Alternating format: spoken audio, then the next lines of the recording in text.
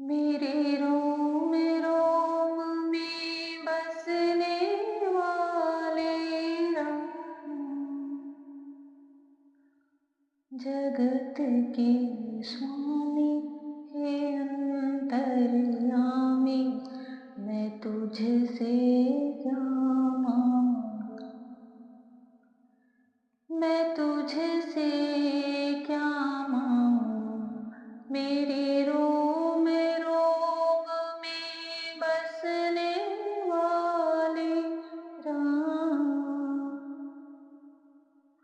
जगत के स्वामी हे अंतर्यामी, मैं तुझसे क्या मांगू, मैं तुझसे क्या मांगू। मेरे रोम रोम में बसने वाले राम।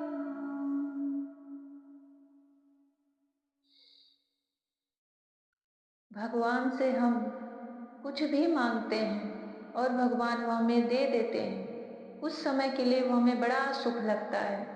ऐसा लगता है कि सारी इच्छाएं, सारी मनोकामनाएं पूर्ण हो गई। और मांगते समय हमारे मन में, प्रत्येक जीव के मन में यही विचार रहता है, यही भाव रहता है कि बस यह पूर्ण कर दीजिए भगवान, अब हम आपसे कुछ नहीं मांगेंगे। और भगवान उसे पूर्ण कर देते हैं। ऐसा लगता है कि हम धन्य धन्य हो गए, कृतकृत्य हो गए। पर जैसे ही कुछ समय, कुछ दिन बीतते हैं, हम उन्हीं प्राप्त की हुई वस्तु से, चीजों से ऊबने लगते हैं। कलह होने लगता है, मन दुखी होने लगता है। और हमें उसी में जो सुख मिलता था, अब उसी में हमें अंदर से पीड़ा मिलने लगती है। फिर हम एक नई इच्छा प्रकट कर लेते हैं कि भगवान बस यह मनोकामना पूर्ण कर दीजिए, अब हम आपसे कुछ नहीं मांगेंगे। यह मेरा प्रत्यक्ष का देखा हुआ अनुभव है, मेरा खुद का अनुभव है। और आप लोगों को भी यह हर जगह दिखता होगा। एक मनोकामना पूर्ण होते ही कुछ समय बीतते बीतते एक नई इच्छा जागृत हो जाती, इतनी तीव्र इच्छा जागृत होती है कि लगता है कि उसके बिना तो जीवन खत्म, उसके बिना तो हम अधूरे हैं, अपूर्ण हैं। अब भगवान हमारी नहीं सुन रहे हैं।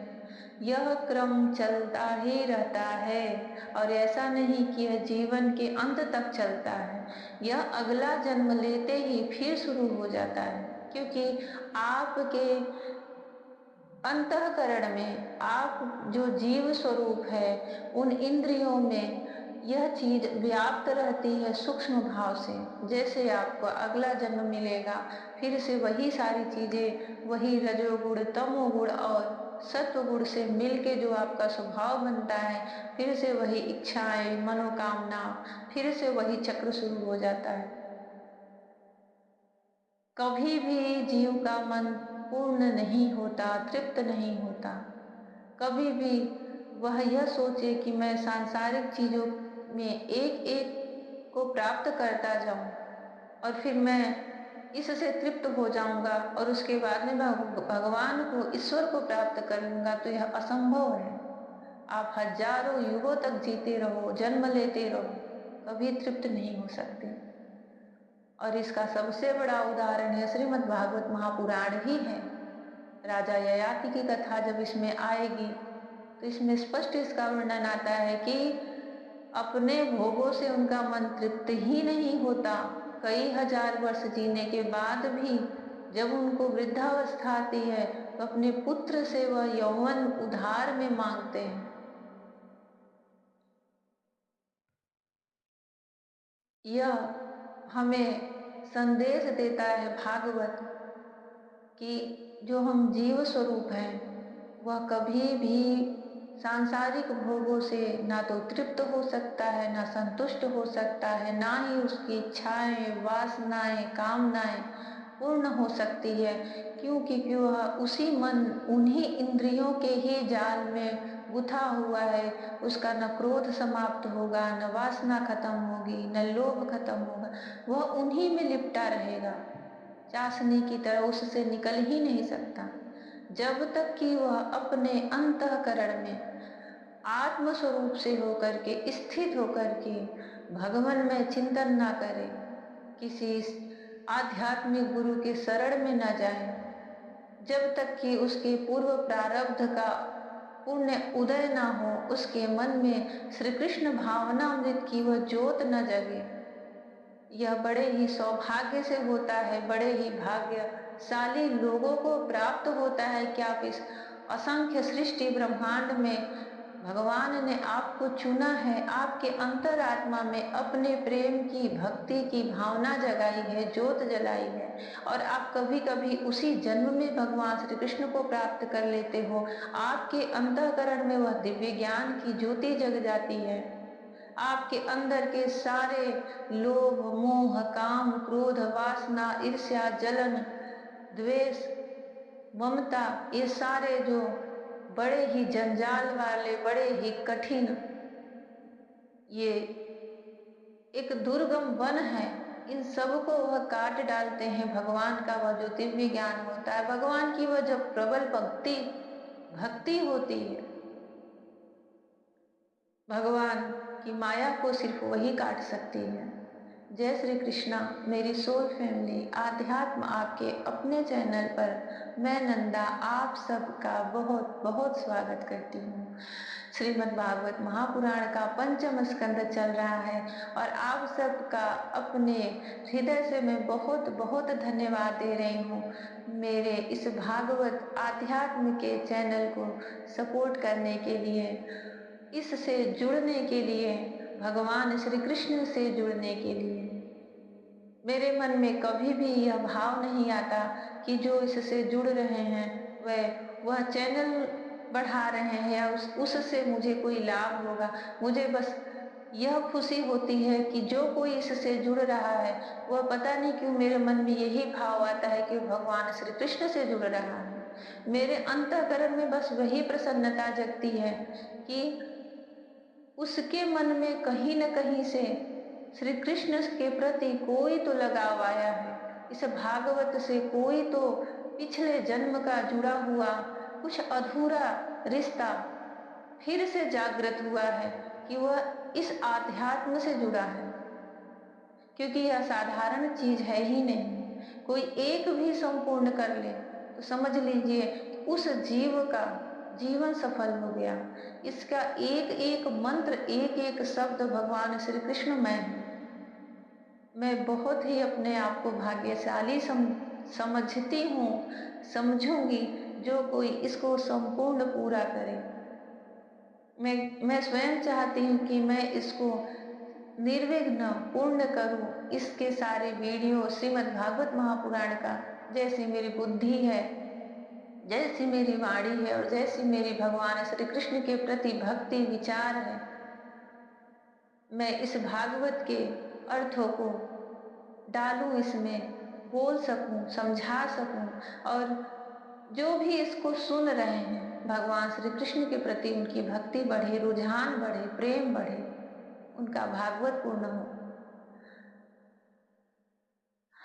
जय श्री कृष्ण। भगवान श्री कृष्ण का प्रेम, निर्छल प्रेम, निर्मल प्रेम आप सबको प्राप्त हो। और जो भी इसमें उनके उपदेश आते हैं, जो भी इसमें गूढ़ स्तुतियां आती हैं, ज्ञान आता है, भगवत का ज्ञान आता है, जो इसका मूल सारांश है, आप लोग उसको समझें, इसके गूढ़ अर्थ को समझें।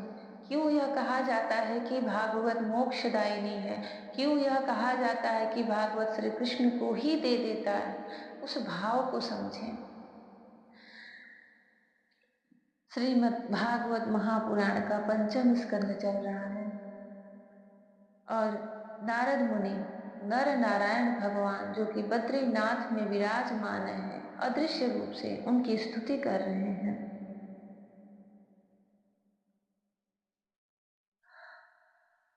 जो विश्व की उत्पत्ति आदि में उनके कर्ता होकर भी कर्तृत्व के अभिमान से नहीं बंधते, शरीर में रहते हुए भी उसके धर्म, भूख प्यास आदि के वशीभूत नहीं होते, तथा दृष्टा होने पर भी जिनकी दृष्टि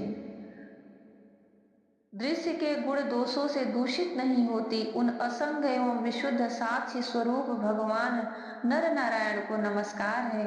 योगेश्वर हिरण्यगर्भ भगवान भगवान ब्रह्मा जी ने योग साधन की सबसे बड़ी कुशलता यही बतलाई है कि मनुष्य अंत काल में देहाभिमान को छोड़कर भक्ति पूर्वक अपने प्राकृत गुण रहित स्वरूप में अपना मन लगावे। लौकिक और पारलौकिक,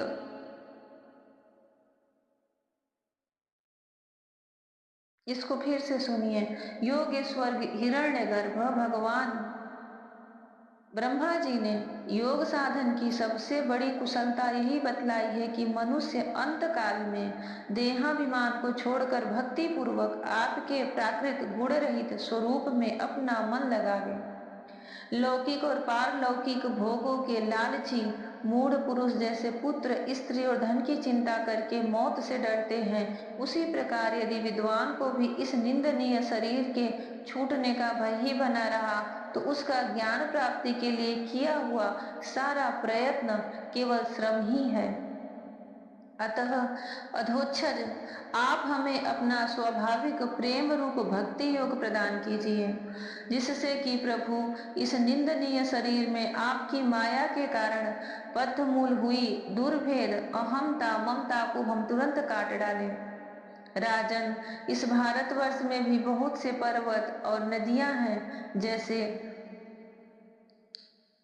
अपने भारतवर्ष का संक्षिप्त में परंतु स्पष्ट वर्णन कर रहे हैं श्री सुखदेव जी मुनि राजा परीक्षित से। कितने पर्वत हैं, कितनी नदियां हैं, आप लोग भी ध्यान से सुनिए, जिसको कि आप जो कभी सुने भी नहीं होंगे उनके नाम, और कभी अगर वहां जाने का सौभाग्य मिले तो वह कितनी पवित्र है और कितनी धर्म से आस्था से भरी हुई हैं, उसको जानने का, उसको समझने का इस भागवत से अवसर मिलता है। राजन, इस भारतवर्ष में बहुत से पर्वत और नदियां हैं, जैसे मंगल प्रस्थ, मैनाक, ये पर्वतों के नाम हैं। मंगल प्रस्थ, मैनाक, त्रिकुट, ऋषभ, कुटक, कोल्लक, शाह, देवगिरी, ऋष्यमुख, श्रीशैल, वेंकट, महेंद्र, वारिधार, विंध्य, शुक्तिमान, ऋक्षगिरी, पारियात्र, द्रोण, चित्रकूट, गोवर्धन, रैवतक, ककुभ, नील, गोखामुख, इंद्रकील और कामगिरी आदि। इसी प्रकार और भी सैकड़ों हजारों पर्वत हैं। उनके तट प्रांतों से निकलने वाले नद और नदियां भी अगणित हैं। ये नदियां अपने नामों से ही जीव को पवित्र कर देती हैं और भारतीय प्रजा इन्हीं के जल में स्नानादि करती हैं। हमें तो मुख्य पर्वतों में मैनाक, त्रिकुट, देवगिरी, महेंद्र, विंध्य, गोवर्धन, चित्रकूट, द्रोण और श्रीशैल्य, इन्हीं सब पर्वतों के बारे में हम ज्यादा जानते हैं। और यह सब पर्वत कहाँ है, किस जगह है, यह भी स्पष्ट नहीं पता। ये नदियां उन पर्वतों से जो अगणित नदियां हैं, उनके नाम अब श्री सुखदेव मुनि राजा परीक्षित से बता रहे हैं। अगर आप लोगों को कभी उसमें स्नान करने का सौभाग्य मिले तो स्वयं को बहुत भाग्यशाली समझिए। ये नदियां अपने नामों से ही जीव को पवित्र कर देती हैं। पवित्र नदियों का यह एक मुख्य कार्य है कि आप उसमें स्नान कर रहे हैं, तब तो वह आपको पवित्र कर ही रही हैं। और जो ईश्वर ने उन्हें वह शक्ति दी है कि उन नदियों में स्नान करने से फल प्राप्त होता है, वह तो आपको मिलता ही है, पर वह इतनी पवित्र होती है कि आप उनके सिर्फ नामों का उच्चारण करें घर में स्नान करते हुए, तब भी उनका फल मिलता है।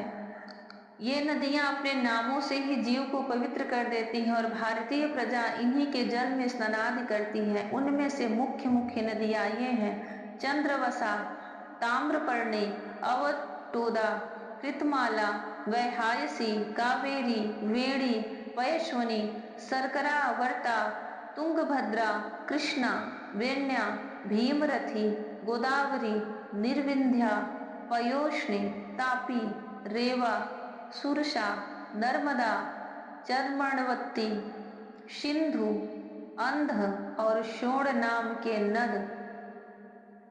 महानदी वेद स्मृति, ऋषिकुल्या, त्रिशामा, कौशिकी, मंदाकिनी, यमुना, सरस्वती, दृशद्वती, गोमती, सरयू, रोधस्वती, सप्तवती, सुषमा, शतद्रु, चंद्रभागा, मेरुदुधा, वितस्ता, अश्निकी और विश्वा। इस वर्ष में जन्म लेने वाले पुरुषों को ही अपने किए हुए सात्विक, राजस और तामस कर्मों के अनुसार क्रमशः नाना प्रकार की दिव्य, मानुष और नारकी योनियां प्राप्त होती हैं, क्योंकि कर्मानुसार सब जीवों को सभी योनियां प्राप्त हो सकती हैं।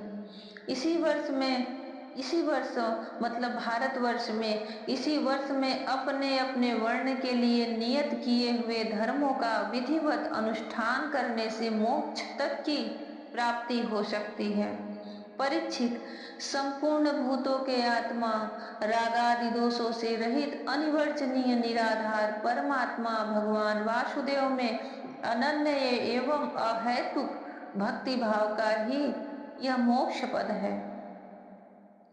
यह भक्ति भाव तभी प्राप्त होता है जब अनेक प्रकार की गतियों को प्रकट करने वाली अविद्या रूप हृदय की ग्रंथि कट जाने पर भगवान के प्रेमी भक्तों का संग मिलता है।